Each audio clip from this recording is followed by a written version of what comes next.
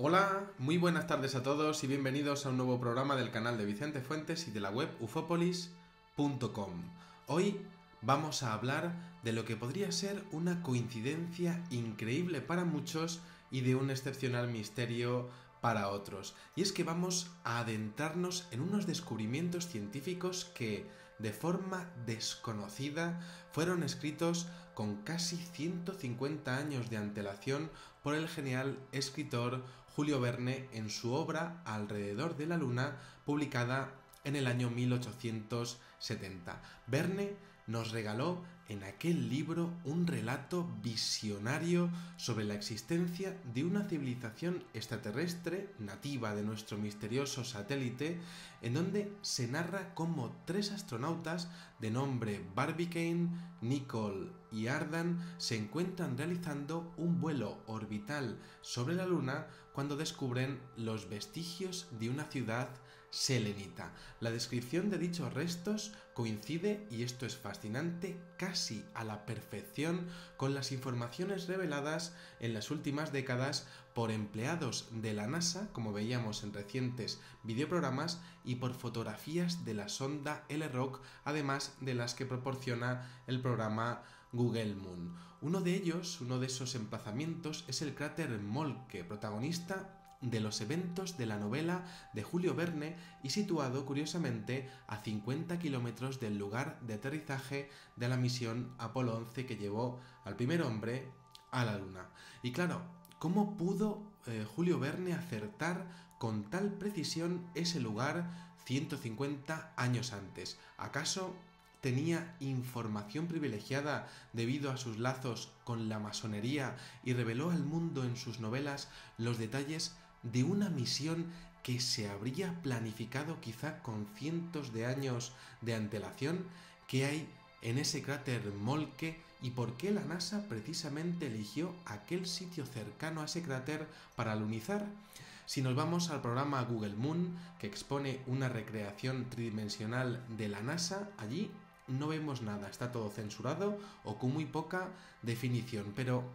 si nos vamos a la fotografía LO372H2D, podemos observar un curioso promontorio con varias líneas rectas que parecen tener una superficie regular. Es interesante observar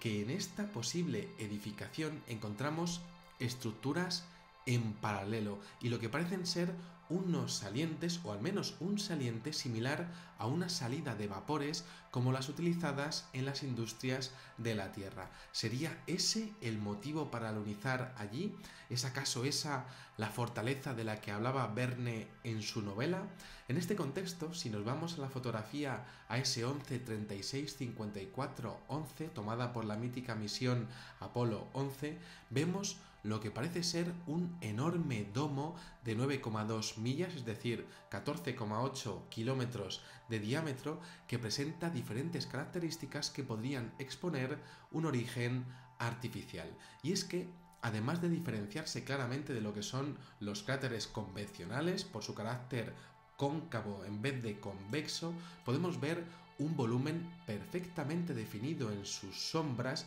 y una curiosa parte superior aparentemente agrietada, quizá por el paso de cientos de miles de años, que podrían exponer aberturas en una cúpula masiva que se correspondería con los estudios que decía Richard Hoagland y con las filtraciones del jefe de conservación del archivo fotográfico de la NASA, de este hombre llamado Ken Johnston. Me llama la atención también la presencia de 3 puntos que parecen sobrevolar o salir del domo desde su base y que presentan el mismo aspecto que se aprecia en los avistamientos de ovnis considerados auténticos que se ven a día de hoy en la Tierra. La referencia de esta fotografía la encontraréis en la descripción de este vídeo, y si leemos con atención la obra Alrededor de la Luna, comprobaremos que Julio Verne nos da numerosas pistas para ubicar el emplazamiento de estos vestigios lunares utilizando una especie de lenguaje en clave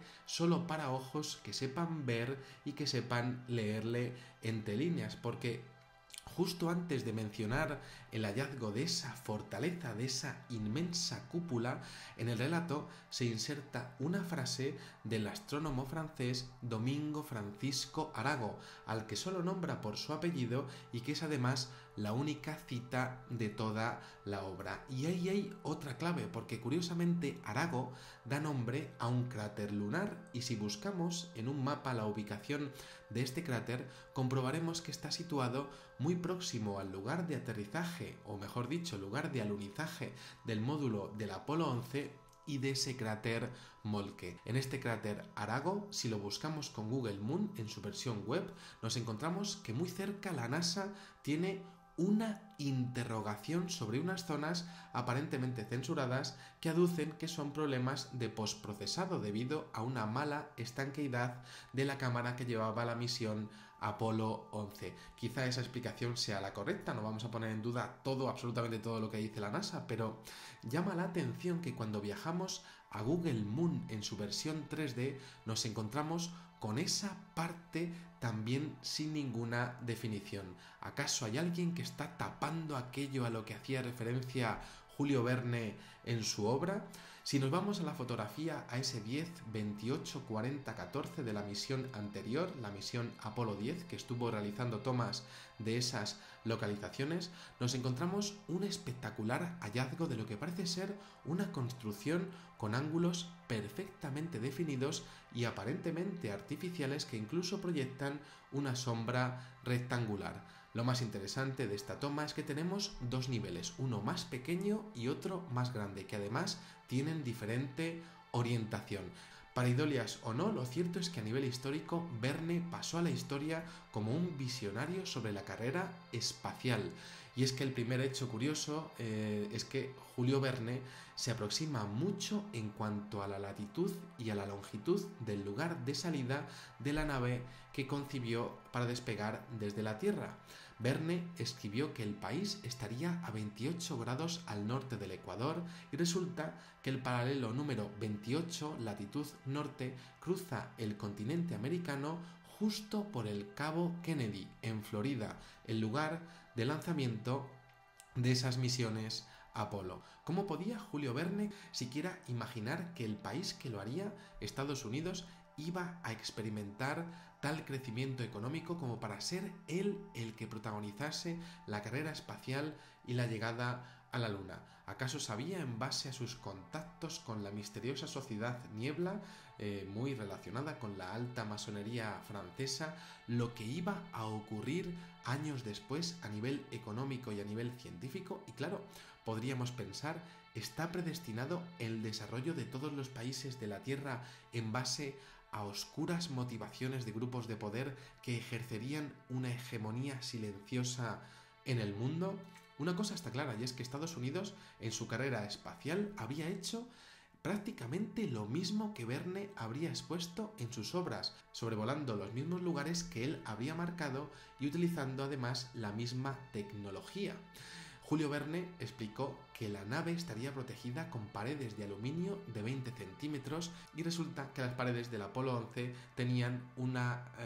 capa de grosor de 30 centímetros. Expuso que sería ese material y no otro, y esto es curioso porque el aluminio en tiempos de Verne era una aleación sencilla y conformaba un descubrimiento aún no muy estudiado por aquel entonces. Además, para Verne, el costo de la misión fue de 12.112 millones de dólares y la cifra que la NASA comunicó que costó toda la operación Luna fue de 14.400 millones. Prácticamente la misma cifra. ¿Cómo pudo tener en cuenta Verne la inflación de la economía de los Estados Unidos del futuro? Y cómo lo hizo para calcular lo que iba a costar la primera exploración a la Luna del hombre. ¿Acaso los designios de la economía en el futuro para todos y cada uno de los países del mundo están en la agenda de esas personas que parecen dirigir el mundo desde la sombra? Y un detalle más, quizá uno de los más sorprendentes, y es que Verne acertó con el número de los tripulantes, 3 en total. Uno de ellos, como decíamos, se llamaba Michael Nicholl y uno de los tripulantes del Apolo se llamaba Michael Collins, es decir, Nicholl al revés, un anagrama. Otro se llamaba Ardan y en la realidad fue Aldrin el que fue a la Luna, siendo ese nombre también un anagrama del otro. Luego tenemos a ese tercer astronauta que es Barbicane, que no rima con Armstrong, pero era el presidente de la nación que iba a la Luna. Y esto es muy curioso porque, claro, se da la casualidad o la causalidad de que existe una profusión de presidentes asociados a logias masónicas en los Estados Unidos, siendo también Neil Armstrong, curiosamente, uno de sus principales miembros en la época en donde se estaban desarrollando los viajes a la Luna y las misiones a Apolo. Esa gente podríamos pensar que no iba a mandar a cualquiera a la Luna y claro, tampoco iban a dejar pasar la oportunidad, iban a dejar escapar la oportunidad de dejar allí también su impronta, porque se sabe que a día de hoy, y esto es sorprendente, una bandera de la principal logia masónica de los Estados Unidos, a la que pertenecían los astronautas del Apolo 11, reposa en la Luna como recuerdo del grupo de poder que llevó al hombre allí, un poder que quizá Julio Verne tuvo cierta capacidad de conocer y que plasmó en los detalles de su obra. Una obra, por cierto, que como veíamos tiene localizaciones en donde a día de hoy encontramos sugerentes anomalías que, si bien hay quien podría denominarlas pareidolias, lo cierto es que se salen de la normalidad por la regularidad de sus formas y se muestran como auténticas moles artificiales de las que quizá, y esto es increíble, algunos seres humanos del siglo XIX y quizá de siglos anteriores, por razones desconocidas, ya conocían de su existencia y sabían que sus descendientes en las logias de poder debían ir allí. Nada más, espero que os haya gustado muchísimo este videoprograma y os espero en el siguiente. Muchísimas gracias y, como digo siempre, salud y suerte. Adiós.